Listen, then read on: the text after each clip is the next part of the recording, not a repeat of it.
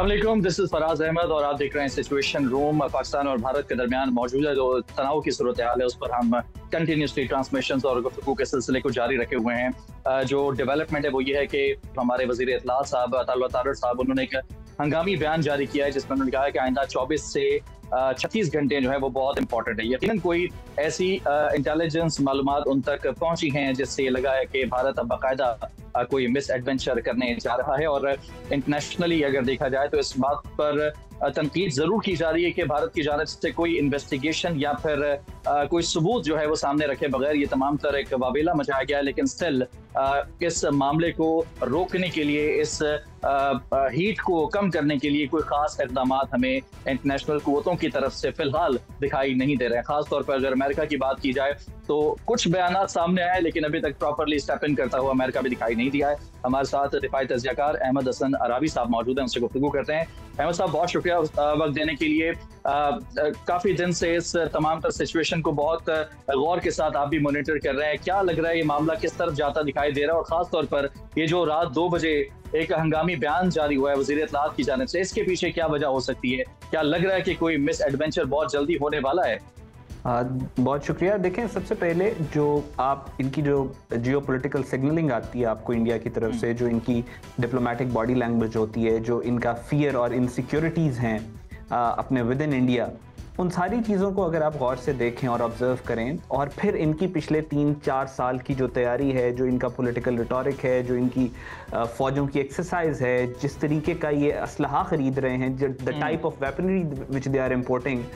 दुनिया में world war 2 के बारे में ये कहा जाता है कि ये वो जंग थी जो इस वजह से हुई क्योंकि यूरोप में असलहा बहुत था, और सिर्फ पिछले 3 साल में जितना पूरे यूरोप के पास असलहा था वर्ल्ड वॉर 2 के टाइम पे, उतना सिर्फ इंडिया ने खरीदा। और ये कन्वेंशनल वॉर का असला है, और इसमें सबसे ज्यादा उसने असलहे से अपनी जिस फोर्स को इक्विप की है वो नेवी है। तो अब सवाल ये बनता है कि इंडिया एक तो कन्वेंशनल वॉर का इतना ज्यादा असलहा ले क्यों रहा है, और वो भी नेवी के लिए, क्योंकि नेवी तो चाइना के खिलाफ इस्तेमाल नहीं होनी, नेवी तो नेपाल के खिलाफ इस्तेमाल नहीं होनी, नेवी तो सिर्फ और सिर्फ इनका मकसद पाकिस्तान के खिलाफ इस्तेमाल करने का है। तो फिर इनकी जो पॉलिटिकल वॉर मॉन्गरिंग है, जो आप मोदी की स्टेटमेंट्स देख लें कि हम पाकिस्तान का वजूद खत्म कर देंगे, आप राजनाथ सिंह देख लें, आप अजित कुमार डोवल, अपने ओपनली अजित कुमार डोवल ने मुंह से कहा कि मैं टीटीपी को सपोर्ट करता हूं, फितना अल खवारिज को। आप राजनाथ सिंह की स्टेटमेंट्स देख लें, वो पिछले दिनों इसने स्टेटमेंट दी पाकिस्तान को हम फिर उसके अलावा इन्होंने पिछले दिनों अपनी नई पार्लियामेंट का इफ्तिताह किया, उसमें इन्होंने गिलगित बल्तिस्तान और कश्मीर के लिए सीट्स छोड़ी हैं ये, और उसमें कि जब हम इन इलाकों के ऊपर कब्जा करेंगे तो इनके एमपीज और एमएनएस यहाँ पे आके रहेंगे। सो इनका जो हिंदुत्वा माइंडसेट है वो इस हद तक इंफीरियरिटी कॉम्प्लेक्स का विक्टिम है कि वो पाकिस्तान के वजूद को तस्लीम ही नहीं कर सकते। राइट। अच्छा, अब चूंकि अहमद, अब चूंकि हम बात ये कर रहे हैं कि प्रैक्टिकली शायद हमें कुछ इस तरह का मिस एडवेंचर देखने को मिले, हम नहीं चाहेंगे यकीनन इस तरह का कुछ भी हो, क्योंकि ये दोनों मुल्कों के मफाद में नहीं होगा, दोनों मुल्क इसका बहुत ज्यादा नुकसान उठाएंगे। लेकिन अगर थोड़ा सा हम अगर कन्वेंशनल वॉर की तरफ जाते हैं तो थोड़ा सा अगर हम कंपैरिजन करें दोनों मुल्कों की फोर्सेस के दरमियान, क्या लगता है एक बराबरी का मुकाबला है? अगर हम 2019 का एक जो इंसिडेंट था, जो भारत का एयर स्ट्राइक था, उसके बाद मोदी की तरफ से ये कहा गया था कि अगर भारत के पास राफेल होता तो ये तमाम तर सिचुएशन देखने में ना आती, लेकिन अब उनके पास राफेल भी है। अगर पाकिस्तान की बात करें, JF-17 थंडर जिसको मजीद हमने मॉडिफाई भी कर लिया है, फिर J-10 हमारे पास चाइना की मदद से ऐड हो चुका है हमारे बेड़े के अंदर। दोनों तरफ जो पावर है, जो आर्मामेंट्स हैं, इक्वल नजर आते हैं या फिर कोई एक मुल्क थोड़ी सी बर्तरी लेता है, इसमें दिखाई दे रहा है आपको? देखिए, सबसे पहले मैं थोड़ा सा क्लैरिफाई कर दूं, मीडिया डिस्कोर्स में जो कन्वेंशनल वॉर होती है, जो इन्होंने जो 2019 में जो पुलवामा वाले ड्रामे के बाद बालाकोट वाला इन्होंने फॉल्स फ्लैग ऑपरेशन के बाद जो बालाकोट वाला इन्होंने ड्रामा किया, वो भी एक तरह की कन्वेंशनल अटैक ही था। तो कन्वेंशनल अटैक वो होता है जो कन्वेंशनल तरीके से किया जाए, जो एसिमेट्रिक और इस तरह की जो मॉडर्न जो ये हाइब्रिड वॉरफेयर के अंदर ना आए। कन्वेंशनल पुराने तरीके नहीं, जहाज़ों से, ट्रूप से, मिसाइल सिस्टम से अगर आप अटैक करते हैं तो that is a conventional attack. Right. ये न्यूक्लियर वॉर डॉक्ट्रिन के अंदर ये टर्म ज्यादा इस्तेमाल होती है कि ये कहा जाता है कि दो ममालिक जिनके पास न्यूक्लियर बॉम्ब्स हैं वो कभी भी कन्वेंशनली एक दूसरे को अटैक नहीं करते, वो बगावतें करवाते हैं, दहशतगर्दी करवाते हैं, कन्वेंशनल अटैक नहीं करते। लेकिन 2019 में वो जो न्यूक्लियर डेटरेंस का वॉर डॉक्ट्रिन था वो इंडिया ने खत्म कर दिया था। इंडिया ने पाकिस्तान पे कन्वेंशनली अटैक किया था। तो अब अगर दोबारा ये सर्जिकल स्ट्राइक वाला ड्रामा कुछ इस तरह का करते हैं, that would also be a conventional attack. So ये एक मैं थोड़ा सा डिस्कोर्स का वो कर दूं। दूसरी बात ये कि पाकिस्तान और इंडिया में बहुत सारी चीजें, वेपन्स तो मैटर करते ही करते हैं। पाकिस्तान इंडिया की जो वेपनरी है उसको मेंटेन करता है। अभी इन्होंने बहुत ज्यादा सिक्योरिटी डायलेमा क्रिएट करने की कोशिश की इस खत्ते में, लेकिन पाकिस्तान ने अपने वेपन सिस्टम को अप टू डेट रखा है इंडिया के मुकाबला करने के लिए। दूसरी, इसके अलावा और बहुत सारी चीजें मैटर करती है। There is steel and then there is man behind the steel.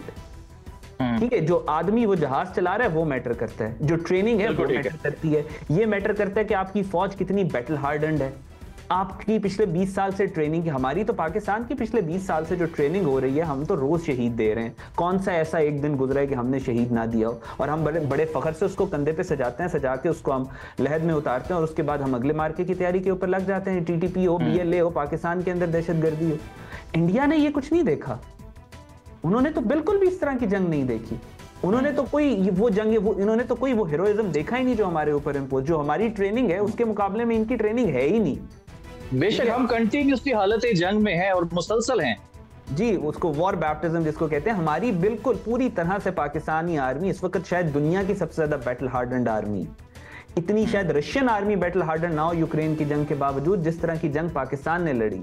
और फिर उसके अलावा जो पॉलिटिकल डायनामिक्स दोनों ममालिक के डिफरेंट है। मोदी ने पाकिस्तान के ऊपर जंग का खतरे की घंटी बजाई तो पाकिस्तान के अंदर जितने डिवाइड्स थे वो फिलअप हो गए, चाहे प्रोविंशियल हो, चाहे पॉलिटिकल हो, जिस भी तरह के डिवाइड्स हो। आप सोशल मीडिया देख रहे हैं, डेटा यही सजेस्ट कर रहा है कि इस वक्त पूरी कौम जो है वो फौज के पीछे खड़ी है। On the other hand, Modi का जो मुल्क है उसके अंदर इस जंग के बाद जो डिवाइड्स थे वो मजीद बढ़ गए हैं। कांग्रेस ने तस्वीर लगाई मोदी की जिसमें मोदी का सर कटा हुआ और ऊपर सर की जगह लिखा हुआ है गायब। ये पूरी कैंपेन इंडिया में चली है। फिर उसके बाद सिख कहते हैं कि हम जो अब पंजाब है, इंडियन पंजाब, उससे एंटर नहीं होने देंगे इंडियन फौज को। अभी जब हम बात कर रहे हैं तो तकरीबन आज चौथा दिन है 7 सिस्टर स्टेट्स के अंदर अनडिक्लेयर्ड कर्फ्यू नाफिज है। नागालैंड जो है उसकी आज़ादी की तहरीक भड़क रही है, मणिपुर की आज़ादी की तहरीक भड़क रही है। वेस्ट बंगाल में अभी भी आज भी कत्लेआम हो रहा है, आज भी।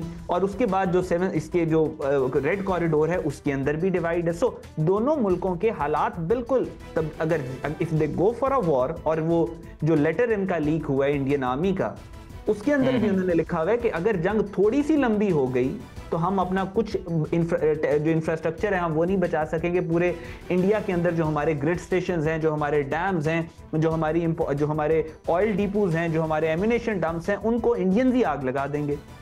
सो ये दोनों डायनामिक्स बिल्कुल डिफरेंट हैं। और इस दफा ये कहते हैं कि जी दुनिया में 14,700 के करीब जंगें हो चुकी हैं पिछले 5,000 साल की नौन तारीख में। हर जंग में किसी ना किसी एक पार्टी ने मिसकैलकुलेट किया तभी जंग हुई है। और इंडिया इस वक्त ग्रेवली मिसकैलकुलेट कर रहा है सारी की सारी रीजनल एनवायरनमेंट को और जियोपॉलिटिकल इक्वेशन। अच्छा अहमद, ऐसा तो नहीं है कि इंडिया की तरफ से, नरेंद्र मोदी की तरफ से, उनकी हुकूमत की तरफ से इस मामले को हाइप इतनी ज्यादा दे दी गई है कि शायद उनको लगता है कि अब इंडियंस की जो उम्मीदें हैं वो बड़ी ज्यादा बढ़ चुकी हैं इस जंग के हवाले से। वो चाहते हैं शायद कि जंग हो, और इस चीज को, उनकी जो उम्मीदें हैं उसको अगर तोड़ते हैं, अगर जंग नहीं करते, अगर इस तरह का कोई मिसएडवेंचर नहीं करते, तो शायद इंडियंस ही मोदी के अगेंस्ट हो जाएं, उनके ऊपर बैशिंग करना शुरू हो जाएं। ऐसा तो नहीं है कि वो फंस चुके हैं, ये एक मामला, ये हीट स्टार्ट करके इनको बैक स्टेप जाने का कोई मौका नहीं मिल पा रहा। देखिए बिल्कुल ऐसे ही है, ये होगा नहीं, ये हो रहा है ऑलरेडी। जो आरएसएस के आइडियोलॉग है सुब्रमण्यम स्वामी, उसने कल ये बयान दिया है कि हमारा आरएसएस का इक्तदार में आने का बीजेपी के थ्रू मकसद ही ये था कि हमने पाकिस्तान को तबाह करना। ये उनका आइडियोलॉग है, पब्लिक स्टेटमेंट है, आप पढ़ सकते हैं। और मोदी पाकिस्तान को तबाह करने में नाकाम रहा है, लिहाजा we ask Modi to resign so that we can bring in a prime minister that has the capacity and will to attack Pakistan. ये सुब्रमण्यम स्वामी कह रहे हैं। उसके बाद जो यूपी का चीफ मिनिस्टर है, अच्छा इसी में ऐड कीजिएगा अहमद साहब, अपनी बात को कंटिन्यू कीजिएगा, बस यही इसी पॉइंट पर ऐड कीजिएगा कि if Modi was not the prime minister of India, तो क्या पाकिस्तान इंडिया के दरमियान जो सिचुएशन है या फिर जो ताल्लुकात है वो ऐसे ही होते हैं, इससे बदतर होते हैं या कुछ बेहतर होते हैं? देखें, अगर आप पिछले 70 सालों से इंडिया को ऑब्जर्व करें, इनकी पॉलिटिक्स को आप ऑब्जर्व करें, आप एक क्लियर ट्रेंड है, क्योंकि हमने तो पढ़ा ही इंडिया को है ना, एक एज पाकिस्तानी इंटरनेशनल रिलेशंस दुनिया के किसी कोने में भी कर रहा होगा तो उसका फोकस इंडिया पे ही होगा ऑटोमेटिकली। तो हमने तो इतने साल इंडिया को ही पढ़ा है। इंडिया की जो इंटरनल पॉलिटिकल सोशल ऑर्डर और सोशल फैब्रिक आज जिस ग्रेविटी के साथ और जिस डायरेक्शन की तरफ फ्लो कर रहा था, अगर मोदी ना होता तो आरएसएस का कोई और हुक्मरान इनका प्राइम मिनिस्टर होता, क्योंकि उस 2014 में तो ये इक्तदार में आए, लेकिन उससे पहले की जो इनकी हिस्ट्री है, जो बाल ठाकरे है, जो इनका जो जितने भी एक्सट्रीमिज्म, जो राइट्स इंडिया के अंदर ये करवाते रहे, हिंदू मुस्लिम राइट, जो इनके अंदर एक इंट्रिंसिक इंफीरियोरिटी कॉम्प्लेक्स मौजूद है। ये अपने मुंह से कहता है ना, वो आपने जनरल बख्शी को सुना होगा, वो अपने मुंह से कहता था कि मुट्ठी भर मुसलमान 1000 साल तक तुम पे हुकूमत करते रहे, तुम में गैरत नहीं थी। सो जुबान, जो लैंग्वेज ये बोलते हैं वो मुसलमानों की बोलते हैं, जो कल्चर है इनको वो मुसलमानों ने दिया हुआ है, तो विद इन देयर माइंडसेट उनको ये लगता है कि ये एक सुपीरियर रेस है। फिर दूसरी बात ये कि पिछले 4000 साल से मुसलमानों को अगर आप भूल भी जाएं, पीछे चले जाएं, जो आर्यंस है जिसके साथ ये रिलेट करते हैं, जिसने इंडिया के ऊपर हुकूमत की है वो उसी टर्किक रूट से है जिस रूट के दरमियान में आज पाकिस्तान है। तो इनका एक हिस्टोरिकल, एक जियोपॉलिटिकल, एक रिलीजियस और एक पॉलिटिकल फियर है पाकिस्तान को लेके। ये पाकिस्तान के वजूद को तस्लीम ही नहीं कर सकते। तो अगर इस वक्त मोदी ना होता तो कोई और होता, अब मोदी नहीं होगा। और इनको इस बात का अच्छी तरह से इदराक है कि इंडिया की पॉलिटिक्स के अंदर जिंदा रहने के लिए और बड़ा बनने के लिए anti Pakistan politics, anti Pakistan narrative जो है इसको अपनाना लाजिम है। अगर इसको हटा दिया जाए तो फिर इंडिया की पॉलिटिक्स, इंडिया की गवर्नमेंट में हाल कुछ भी नहीं है। बहुत शुक्रिया अहमद साहब, आपने वक्त दिया। अहमद हसन अरावी हमारे साथ मौजूद थे। रिफायत ज़ियाकार डिस्कशंस का सिलसिला जारी रहेगा। कीप वॉचिंग जियो डिजिटल।